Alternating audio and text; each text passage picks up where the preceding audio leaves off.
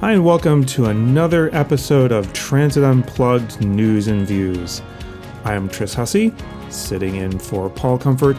Paul is at the UITP Middle East North Africa Transport Congress and Exhibition in Dubai, where he's moderating a panel on smart mobility management and also speaking on Tuesday on technology enablers empowering innovation. So I've got the con, and here's the news.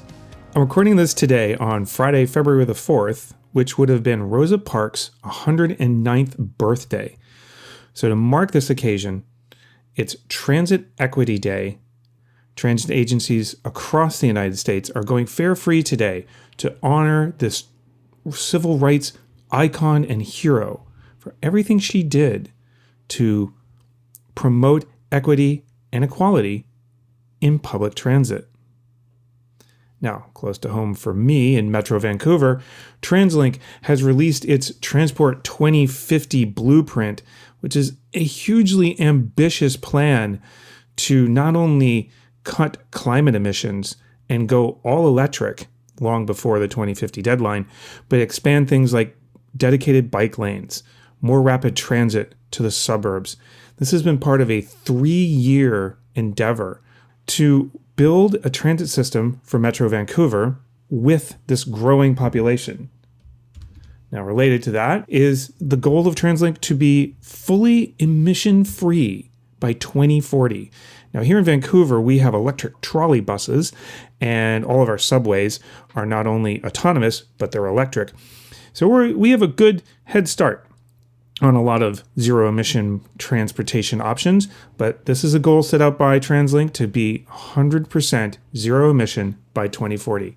Now, related to this, our friends over in Sunline Transit and the city of Indio have launched a pilot liquid hydrogen pump technology and mobile refueling system. Now, as you know, Sunline Transit are one of the leaders in zero-emission buses with their own hydrogen generation plant and hydrogen fuel cell buses. So this is a really interesting advance for getting hydrogen and hydrogen fuel cells as a viable zero-emission bus technology. Across the pond over in the UK, the Elizabeth Line Canary Wharf station has been transferred to Transport for London. Now, if you remember, Mark Wilde was a guest on Transit Unplugged last year, and he's talking about Crossrail UK and the Elizabeth Line and getting it literally on track from being off the rails.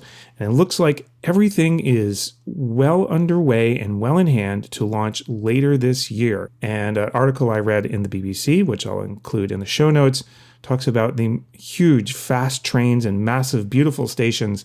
Sounds like it's going to be a fantastic addition for London's transport community. Staying over in the UK, Transport Scotland has made bus fares free for everyone 22 and younger, trying to encourage not just the transit habit, but build transit equity and equality with people who need to go to work and school who are just starting out.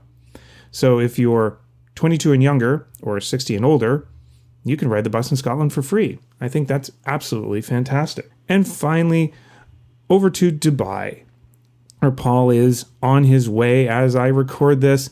According to the United Arab Emirates, Dubai Metro saved 1 billion car journeys over 11 years that it's been open and reduced carbon dioxide emissions by, get this, 2.6 million tons.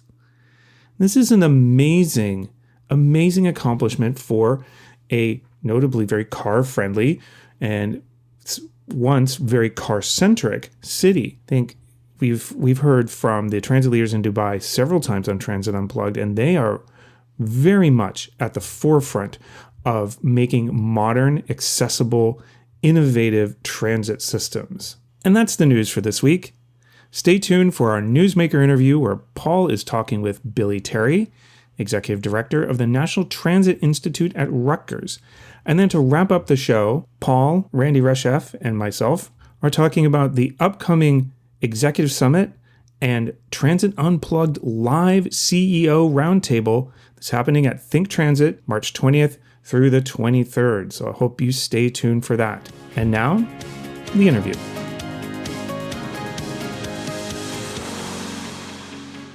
This is our Newsmaker interview on Transit Unplugged News and Views. Great to have with us today Billy Terry, Executive Director of the National Transit Institute at Rutgers, the State University of New Jersey. Billy, thanks so much for being our guest today on the program. Thank you so much for having me, Paul. I appreciate you. Yeah. So Billy and I have been longtime friends of the industry, hang out at conferences, and I see him teaching stuff. And he's really been, and his organization has really been behind a lot of the training that has improved the overall professionalism, I think, of the industry. Billy, tell us a little about yourself and the organization you lead. Well, I'm Billy Terry, my mother's favorite son, only son. And, Paul, I've been blessed to serve in the transit industry for some time. Got my foray in transportation working for Mayor Fenty in the DC Department of Transportation in a government affairs role, and then had the opportunity to serve as the lobbyist for WMATA in Washington, D.C. At the time was probably the fifth or sixth largest transit agency in the country, and then really had a tremendous opportunity to transition to the government affairs team at the American Public Transportation Association, APTA, where, again, many conferences where you and I hang out, Paul. And my time serving as a lobbyist for the industry has been just absolutely phenomenal, able to build relationships with leaders in the industry, CEOs all across the industry. And so really, I'm a recovering lobbyist, Paul. And it was the wisdom and the insight of our good friend, our dear good friend, Paul LaRouche, who left us far too soon, who ran NTI for almost 18 years, who actually came to me before his retirement and said, "Hey, would you think about coming and joining NTI and taking over for me?" And I said, "Paul, I'm a stinking lobbyist. What do I know about training?" And he said, "Well, Billy, but you've done lobbying on virtually every aspect of transit. So you have a sort of bird's eye view on the industry." And so Paul brought me on as the associate director here at NTI. And unfortunately, he passed soon after I got here, and I transitioned into the leadership role. And we're at NTI standing on the shoulders of Paul LaRouche, thinking about what NTI looks like over the next 10 years right now. And tell us about NTI itself, the organization. It's part of Rutgers. Explain kind of the context of it. Absolutely. NTI is roughly 30 years old, was established 91, I believe, and started operations roughly in later 92.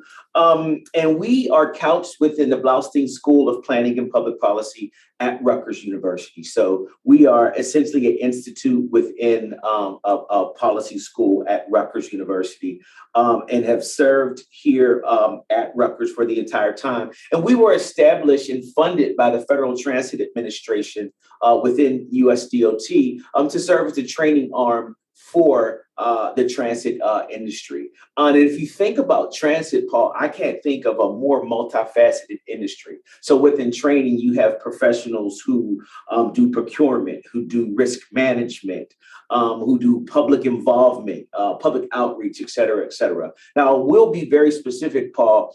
To date, NTI has primarily focused on the administrative side of the house, the procurements, the DBE courses, the financial management courses, and lesser on the frontline workers. So not much training for operators and maintainers, but that could very well change. So we serve as the training arm for the industry. And prior to COVID, we can get into that. We went all across the country doing classroom style training on those variety of topics, DBE, Title VI, procurement, et cetera, et cetera. That's great. And so the classes would be, let's talk about now, I guess. We won't talk about past. So what are you doing now? You've probably had to move a lot of that stuff online, right? Absolutely.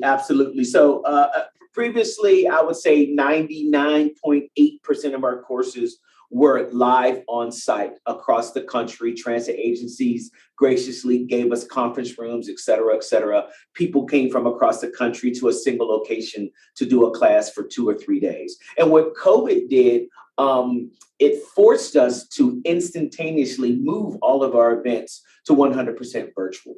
So literally, we went from 0.2% virtual events to 100% virtual events. And so right now, we are laser-like focus on enhancement of our virtual delivery platform as an organization. So that means you have to change a course structure. The group activities that you used to do on site, now we do in breakout rooms in Zoom. We have to do new instructor training to teach instructors how to be more efficient teaching virtually. Virtual classroom management is a real thing, right, Paul? Yes. And we're having thoughts about how do we enhance our remote delivery locations. Right now, our instructors are in their basements and their dens and their offices. And what does that look like in the future? Does NTI develop some centralized location where an instructor can come and offer that delivery? And then also our administrative procedures. Previously we gave you a big thick book that was the course booklet. Now we have to deliver that electronically and subsequent materials and activities. So there's an entire gamut of administrative and operational procedures that we're working through now to deliver courses virtually as compared to on-site like we traditionally have done. And you've got some new topical course areas you're working on, right? Yeah. So in addition, Paul, good point, to trying to change our delivery model, right? We all recently saw just what happened to BlackBerry, right? We certainly don't want to be the next BlackBerry, right? Where your delivery mechanism becomes obsolete, but we have to continue to speak to the needs of the industry. So just a couple of topics that we're focusing on now to develop new courses are technology procurement. You have a number of transit agencies who are procuring everything from new software to cameras, et cetera, et cetera.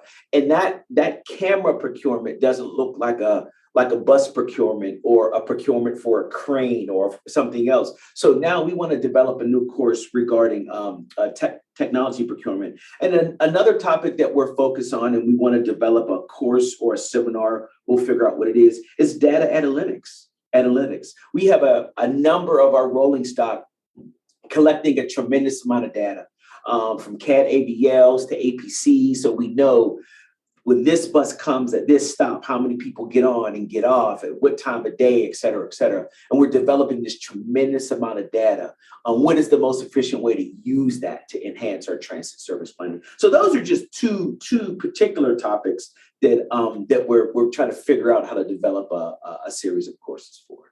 Let me ask you, when people take these classes, do they get any kind of college credit since you're part of a college? Like continuing education credits or something? Well, let me be very specific. We offer a certificate of completion. Okay. And depending on what professional organization you are a part of, you could potentially receive CEUs. And that's a very good point, Paul, because a lot of people sometimes are misconstrued about what college equivalent units are. NTI doesn't issue the CEU. So let's say, for example, you take our transportation planning course, right? Okay. And you are a member of the American Planning Association, right? You would show that certificate of completion and most likely the agenda to APA, and APA will decide whether they are going to issue you X number of CEUs. So that's how it works. So there absolutely is the potential to receive CEUs for completing our courses. And I know that every course probably costs differently, but can you give us any kind of idea of, it's a course that takes this long. This is how, give us some of the scope of the courses that you're offering now. Well, we actually have very, very few courses that actually cost money. If you are a public sector entity, the overwhelming majority of our courses are free. We do offer some courses that there's a fee, and those traditionally have been some of our conference-like courses. We do a transit maintenance leadership workshop where there's a fee. We have a seminar that we call our Transit Academy, where we go to different transit agencies, and that's a fee. But other than those fee-for-service courses, all of our courses are free for public sector entities. Having said that, we also offer, if there's space, an ability for consultants. So if you work for a consulting company, for a nominal fee, we'll allow you to take those courses that are free for the public sector participants. And how long does a course normally take? Is it like a college class, like 3 hours a week for, one semester, or how does that work? Our courses are predominantly 2 days, 3 days, and our procurement series runs 4 days. But then we also have some courses that are 4 hours and 2 hours. We have an Understanding ADA course that is 4 hours. We're developing a new diversity course that's 4 hours. We have a business writing course that's 2 hours. So most of our courses are 2 days, 3 days, 4 days on site. But let me be very clear. When we've transitioned to virtual, we've taken that on-site equivalent to a virtual equivalent. And now our structure for virtual courses, Paul, has been predominantly 1 to 5 p.m. Monday through Thursday, right? Okay. So, and we've come to the conclusion that there's a limit on how much virtual course consumption that a person can take, and how many consecutive days. But we do anticipate at some point getting back to on-site courses. And finally, you have you're trying to do some expansion of your leadership and management courses, right? Yeah, historically, NTI has stuck its toe in the water of some management courses, but now we're really focused on some very specific topics. We have a course now called Transitioning from Frontline Employee to Frontline Supervisor. We're working on a course now pertaining to coaching the uncoachable. When you're a manager and you have very specific issues with an individual or groups of individuals, how do you work through that? We also are going to be working on a course regarding the distinctions between management and leadership, which are very different things, and how your leadership impacts your ability to manage. So we're really, really excited. We've gotten a great response of how we're moving into this field of enhancing the emotional intelligence of supervisors, managers, and leaders in the industry. And FTA has given us been tremendous support from our FTA partners, and we're excited about moving forward in that leadership realm. That's wonderful. Those are great courses, Billy, you've got coming up. So if people want to find out more, they go to ntionline.com, right? Absolutely. There, you can do a couple of things. You can sign up for our email blast, which when we send information out, you'll get that information. And you can also get on our course schedule, and it shows our courses, again, which are all virtual right now, and develop a username and password and register for those courses. You can all do that on our website. So any closing thoughts you'd like to pass on? You know what? I can't even begin to describe how blessed I am to have this opportunity, Paul. We are foolish enough to believe at NTI that if a person takes our courses and we can enhance that individual's ability in doing his or her job, then that individual's agency is enhanced. And if that individual's agency is enhanced, then the service that they provide is enhanced. And if the service they provide is enhanced, then the community that they serve is enhanced. We are actually foolish enough to believe that sequence of it. So I don't think that's foolishness. I think that's good thinking, Billy. And that is the role of what we're trying to do in this industry, right? Is to help our communities. Absolutely, my friend. Absolutely. Thanks so much, Billy Terry, Executive Director of the National Transit Institute, for being with us. ntionline.com is how people can get a hold of you and access your resources. Thank you so much, Billy, for the work you do for our industry. Absolutely. Look forward to seeing you soon, Paul. Be blessed. Hi, I'm Elea Carey, a communications consultant who loves working with public transit agencies.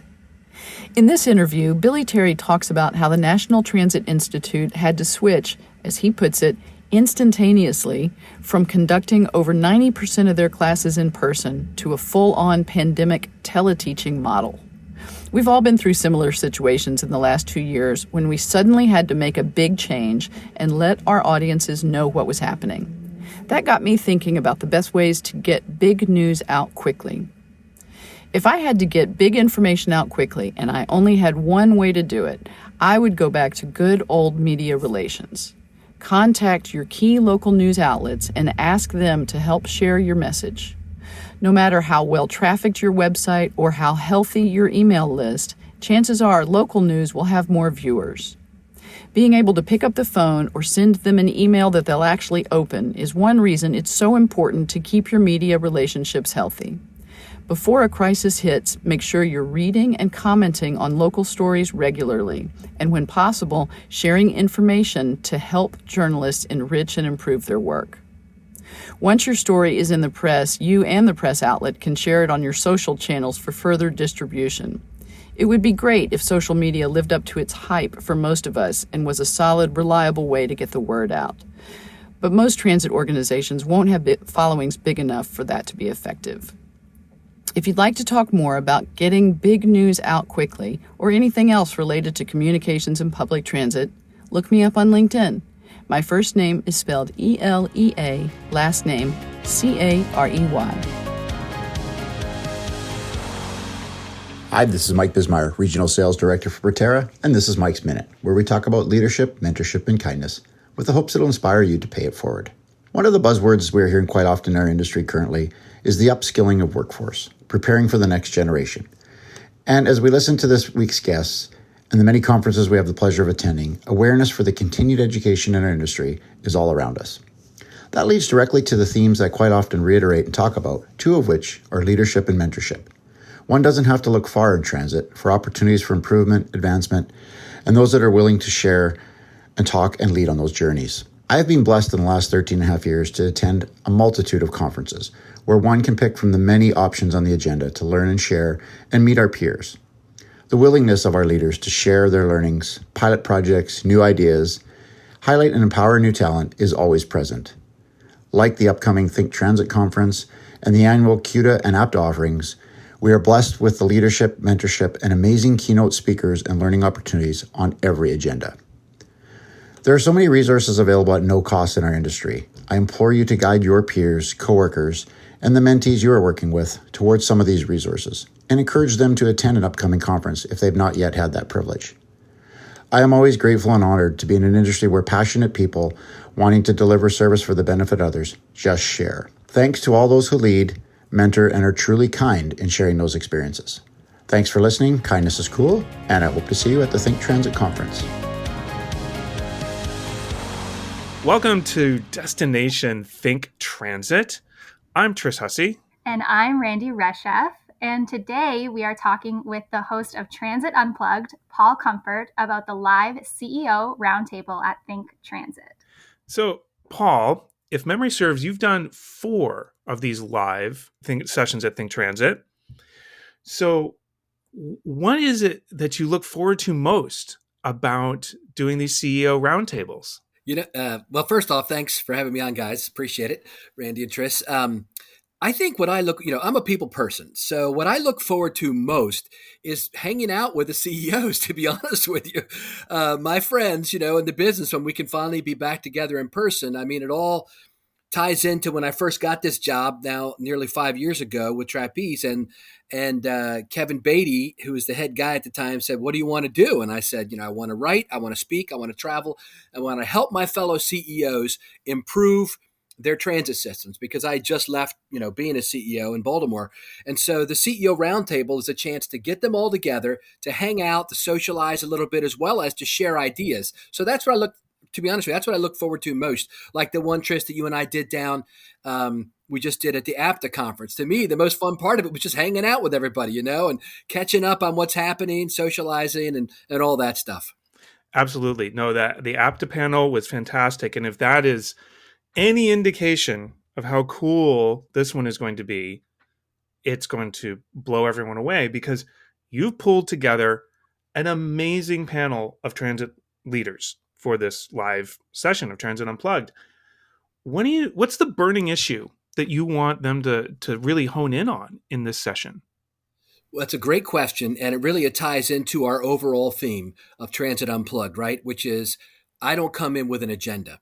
And so, to be honest with you, what I want them to talk about is whatever they want to talk about. Now, I can tell you what it's probably going to be, right? It's probably going to be driver recruitment, microtransit, getting passengers back on the bus, implementing the new federal infrastructure act. Those are probably the things they're going to want to talk about. But normally, the way I like to do it is just let them take the lead. And so that's what I'm hoping to do this time. And I'm sure all those topics I talked about and more will come out. Normally, I use that Aristotelian logic, right? The Western mind is wired to think in threes. And so I ask them about their past, their present, and their future. And that's the same way the podcast is, as those of you who are regular listeners would know that. And that's the way I like to run the CEO roundtables. Tell us a little about yourself, your career. I always learn something about them I didn't know. Even if I'm their pal and we hang out, they always come up with some little unique little facet, I was a almost Olympic ice skater or something like that, and then we'll go into what their current projects are. And Tris, you're in the middle of this with me every day. It is so cool the things they're working on right now. And we'll cover all that. And then I always like to talk about, what's coming up, right? What does the future hold for us? Are autonomous vehicles really going to take off like we thought they were going to? And how are they best going to be used? What about Hyperloop? What's happening underneath your city right now? Those kind of things. So we'll try to cover all those topics. And listening to, as we're speaking, I'm working on this week's Transit Unplugged, and we're talking about news. And I think there's this whole dichotomy of big challenges and huge opportunities. And I think you've touched on those in the answer to your last question, but I want, to really, what do you think is the biggest challenge facing agencies right now? But then on the flip side, what's the biggest opportunity they're facing right now? That's good. One of the biggest challenges that really has just come to my attention this week, as I've heard from one or more, I'll just say that, CEOs who called me directly, is that, people are going to be kind of flipped out about this, but that so this one CEO guy calls me and he says, Paul, you're never going to believe what's happened. The mayor's called me and said, oh, you're getting $20 million from the feds? Good. I'll take $20 million out of your budget that we give you. And since you're going to be making the money from the feds, you don't need my local money, or whatever the dollar amount may be. And I understand that that's been a conversation around APTA and that other cities are looking at this too. And so I think that's a big challenge. And I'm going to address that with these CEOs because that certainly was not the intent of Congress and the president when they adopted this in the U.S., this new 40% increase in funding on average for 5307 grantees. The feds didn't want to give that just to have it taken away on the other side. And so I'm concerned about that. And I know this one CEO was, and others may be as well. So we want to talk about that. But the other big hot topic, Tris, right now that everyone is facing is every CEO I talk to, and I have talked to maybe 25 in the last 2 weeks because I've been inviting them to come to this ThinkTransit conference, is everyone can use at least 100 drivers right now. They're all 100 drivers or more short. And so that's a hot topic. How are we getting them? I just had a long conversation with a bunch of people yesterday about various means and methodologies to recruit and retain drivers, whether it's using like our trapeze software to better do shift picks that are more flexible with people, right? So it kind of meets more like an Uber or Lyft driver would kind of be able to call their own schedule and not have to be an 8 to 10 hour a day driver, those kind of things. So there's all kinds of different approaches people are taking, and we're going to talk about that. So, and now what do you think is that opportunity? We've got these two big challenges. What's going to be like, I don't know, the golden apple everyone's reaching for? So I think, the flip side of the federal coin would be if it's not being taken away on the flip side by your local government, then you're going to have a lot more money as a CEO to spend in your transit agency, and everybody has tons of plans on the books. And so I think it's going to be implementing that. And to be honest with Tris, the other part that's really interesting about this new funding is about half of it is discretionary. So, the people in the U.S. and I know in Canada too are often used to getting what they call formula funds. So the government gives you a certain amount of money each year based on how many passengers, how many vehicles, those kind of criteria. And so you're used to a certain amount of money coming in. And there always were some grants available that you could compete for. But the U.S. federal government now is putting into place a lot more competitive grant programs. And so agencies, I was just talking with Nat Ford last week down at another conference we were at, the APTA Business Members Conference. He's the head of Jacksonville. And he said, they're coming out with all these competitions now. And we have to really analyze carefully all the criteria. And so figuring out ways to get that money from the feds to put into innovative programs like Nat's doing down there would be big. And I think the other one, the other big topic and opportunity for transit agencies now is what you and I have talked about numerous times with folks, which is COVID, the pandemic, and the lack of ridership gave transit agencies an opportunity, what we would call an inflection point, where they can say, what do we really want to be about? Are we just really primarily about commuters, or can we also maybe achieve some policy goals, such as being better stewards of the environment and adding more equity and inclusion? And I think what we're seeing is this is a golden opportunity for public transit agencies right now to say, you know what? As we reshape our service to meet the demands of tomorrow, we're going to make sure that we build into that, more equity inclusion. We're going to put bus stop shelters out in areas where in the past they've only had sticks in the mud, or we're going to make sure that microtransit covers the folks who have been in transit deserts and we don't have enough people there to run a 40-foot bus, but we want to add some service to these people who are in those kind of things. So I think that equity and inclusion, cleaning up the environment, moving towards zero emission buses, all that part of it, those are some real opportunities for transit agencies. And we'll make sure that we ask the CEOs about what they're doing in that area as we get them on the panel at our CEO roundtable. Fantastic. And Paul, just moving back into ThinkTransit a little bit more now. I know you've been to quite a few of them, but do you have a favorite memory of a past ThinkTransit? Yes, I do. My favorite memory was, you remember when, so I'm a big Seinfeld fan, and he has that thing where he does comedians in cars drinking coffee. It's like a YouTube show or whatever. I think it's on Netflix or something now. But we tried to do something similar to that a couple years ago in Nashville, where we did CEOs in AVs talking transit. So we had the autonomous vehicles there set up outside in the parking lot. And so we got several CEOs to come out who most of them had never ridden in an autonomous vehicle before up until that time, because this was like 3 years ago, maybe 2. I forget whenever we did Nashville. But anyway, so we had them sit in there. And I remember, talking to them for the first time, interviewing them live, recording them while they're in this vehicle without a driver for the very first time in their lives. And it was hilarious. It was so much fun having them, I was asking them, what do you think? And some of these vehicles, they have really hard stops because they don't want to hit anybody. And so we had a couple of those while we were on there, and so anyway, it was a lot of fun. And so I think that's one of my favorite memories is having some of my buddies who are CEOs experiencing this for the first time while I'm interviewing them for a podcast. Yeah, I can imagine that would be a very wild and interesting experience for them to have at ThinkTransit. So we kind of looked into the past a little bit, but what are you most looking forward to about this year's ThinkTransit? So I'm looking forward to the Executive Summit the most. So the Executive Summit is a one and a half day event curated by and for the C-suite of our customers, anybody with a C in their title, right? Chief Customer Officer, Chief Financial Officer, Chief Information Officer, Chief Executive Officer, Chief Operating Officer, all those kind of categories. It's an event just for them, and it's taught by them. So I asked a bunch of the CEOs in the industry, what would you like to learn this year? What do you want to talk to your fellow compatriots about? And so we got some really interesting topics, things like how to handle homelessness and mental illness in public transit, because that's been a hot topic as people are going to free fares, right? And so we came up with a list of like maybe a dozen topics, and I invited, I think, 20 or 22 CEOs and executives to come speak. And Randi, every single one said yes.